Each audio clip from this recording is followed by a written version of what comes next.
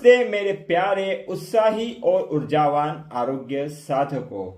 Heal your body heal your mind के और एक सेशन में आप सभी का हार्दिक स्वागत है। आप जो वीडियो देख रहे हैं वह हील माइंड हील बॉडी की एक क्रमबद्ध step by step video series का हिस्सा है। कृपया इस वीडियो को डायरेक्ट या बीच से देखना शुरू ना करें। इस सीरीज का हर वीडियो पिछले वीडियो पर आधारित है। अगर आप शुरुआत से क्रम के अनुसार नहीं देखेंगे तो कुछ महत्वपूर्ण बातें समझना कठिन हो सकता है और आपको इसका पूरा लाभ भी नहीं मिल पाएगा। इसलिए कृपया पार्ट 1 से शुरू करके एक एक वीडियो क्रम से देखिए। यदि आप हील माइंड हील बॉडी की पूरी वीडियो सीरीज प्राप्त करना चाहते हैं तो कमेंट में लिखिए रेडी फॉर HMHB। लुइस है की book you can heal your life के चैप्टर 1 का यह सेक्शन 3 है। हम अतीत के प्रति अपना दृष्टिकोण बदल सकते हैं। We can change our attitude towards the past. अतीत पास्ट बीत चुका है, समाप्त हो गया है। हम उसे बदल नहीं सकते, परंतु हम अतीत के विषय में अपने विचारों को बदल सकते हैं। यह कितना मूर्खतापूर्ण है कि हम इसलिए वर्तमान में अपने आप को सजा देते हैं क्योंकि भूतकाल में काफी पहले किसी ने हमें पीड़ा पहुंचाई थी। गहरे असंतोष की प्रवृत्तियों वाले लोगों से मैं अक्सर कहता हूँ, कृपया असंतोष को कम करना शुरू करें। अब वह अपेक्षाकृत आसान है। किसी सर्जन की नाइफ से चाकू से खुद को कटवाने का या मृत्युशैया डेड बेड तक पहुंचने के खतरे का इंतजार न करें जब आपको डर से आमना सामना करना पड़ सकता है। जब हम घबराहट की स्थिति में होते हैं तो अपना दिमाग उपचार एवं सुधार पर केंद्रित करना कठिन होता है। हमें पहले ही डर को समाप्त करने पर समय लगाना होगा। यदि हम यह विश्वास चाहते हैं कि हम असहाय पीड़ित हैं और अब कोई उम्मीद नहीं है तो ब्रह्मांड भी उसी विश्वास में हमारा साथ देगा और हम बर्बाद हो जाएंगे। बेहतर है कि हम इन मूर्खतापूर्ण पुराने नकारात्मक विचारों व विश्वासों को छोड़ दें जो हमारी मदद नहीं करते और विकास की ओर नहीं ले जाते। यहाँ तक कि ईश्वर की जो कॉन्सेप्ट है वो भी ऐसी ही होनी चाहिए जो हमारे लिए हो, हमारे खिलाफ नहीं। अतीत को भूलने के लिए हमें क्षमा करने के लिए तत्पर होना होगा। To release the past we must be willing to forgive. हमें अतीत को छोड़ने और अपने सहित हर किसी को क्षमा करने के लिए तैयार होने की जरूरत है। हो सकता है कि हमें क्षमा करना न आए और हो सकता है कि हम क्षमा न करना चाहते हो, लेकिन हमारा यह कहना कि हम क्षमा करने को तैयार है स्वस्थ करने की प्रक्रिया का आरंभ होता है। डीप हीलिंग की शुरुआत होती है। यह हमारे अपने स्वास्थ्य के लिए अनिवार्य है। जी हाँ, ऑप्शनल नहीं लेकिन मैंडेटरी है कि हम अतीत को छोड़ दें और हम सभी को क्षमा कर दें। मैं तुम्हें जिस रूप में देखना चाहता हूँ वैसा रूप न होने के लिए मैं तुम्हें क्षमा करता हूँ और मुक्त करता हूँ। यह स्वयं सूचना हमें मुक्त कर देती है। I forgive you for not being the way I wanted you to be. I forgive you and I set you free. This affirmation sets us free. अधिकतर सभी रोग क्षमा न करने के कारण से उत्पन्न होते हैं। Most disease comes from a state of unforgiveness. यह स्टेटमेंट लुइस ने अपने अनेक वर्षों के अनुभव के आधार पर कहा है। जब भी हम बीमार होते हैं हमें अपने दिल में झांक कर यह देखना चाहिए कि हमें किसे माफ करने की जरूरत है। कोर्स इन मिरेकल्स का कहना है कि सभी रोग क्षमा न करने की एक स्थिति से उभरते हैं और जब भी हम बीमार होते हैं हमें आसपास यह देखना चाहिए कि हमें किसे माफ करने की जरूरत है।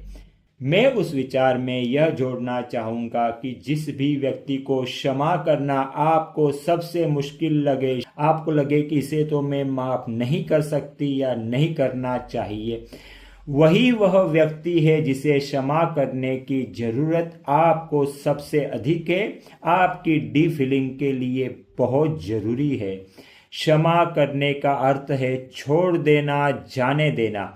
इसका उस व्यवहार को क्षमा करने से कोई लेना देना नहीं है। इसका मतलब हम किसी भी तरह के नेगेटिव के जो व्यवहार को है उसको टॉलरेट करें, सहन करते रहे, ऐसा नहीं है।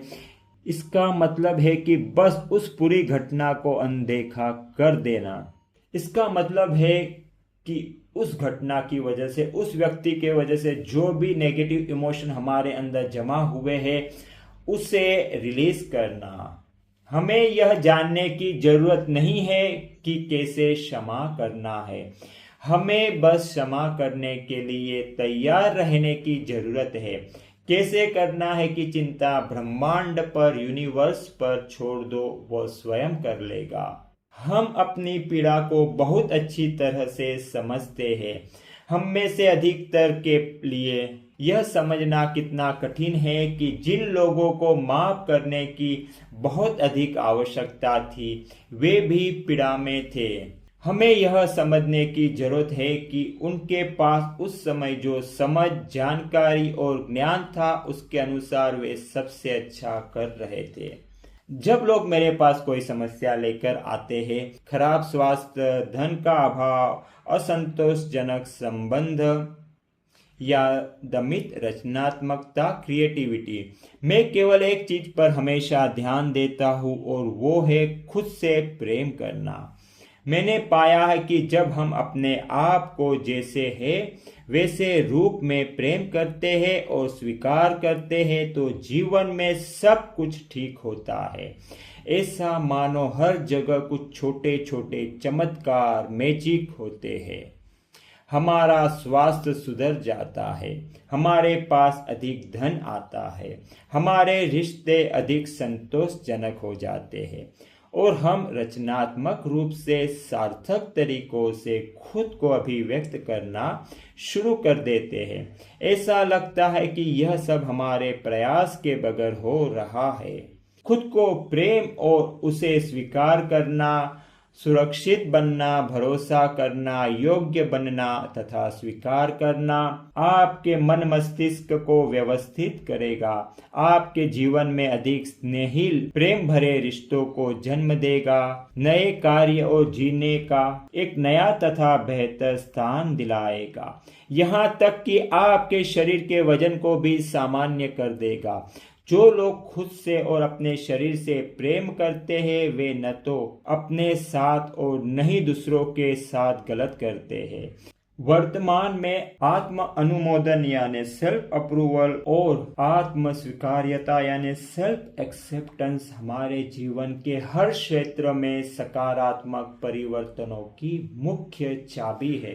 मेरे लिए खुद से प्रेम करना किसी भी चीज के लिए कभी भी खुद की आलोचना न करने से शुरू होता है। Loving the self to me begins with never ever criticising our self for anything. जी हाँ, आलोचना, क्रिटिसिज्म हमें उस व्यवहार में कैद कर देता है जिसे हम बदलने की कोशिश कर रहे हैं। स्वयं को समझते हुए अपने साथ सौम्य रहना हमें उस कैद से निकलने में मदद करता है।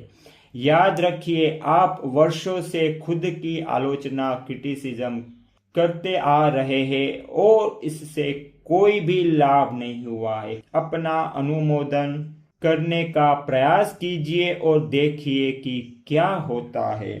Try approving of yourself and see what happens.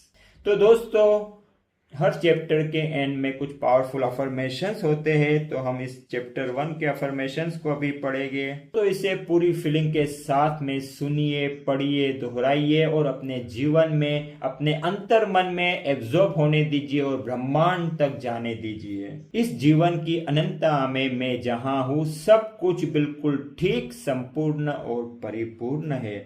In the infinity of life where I am, all is perfect, whole and complete. मैं अपने से कहीं अधिक बड़ी शक्ति में विश्वास करता हूँ जो प्रतिपल प्रति क्षण मेरे भीतर प्रवाहित होती है। I believe in a power far greater than I am that flows through me every moment of every day.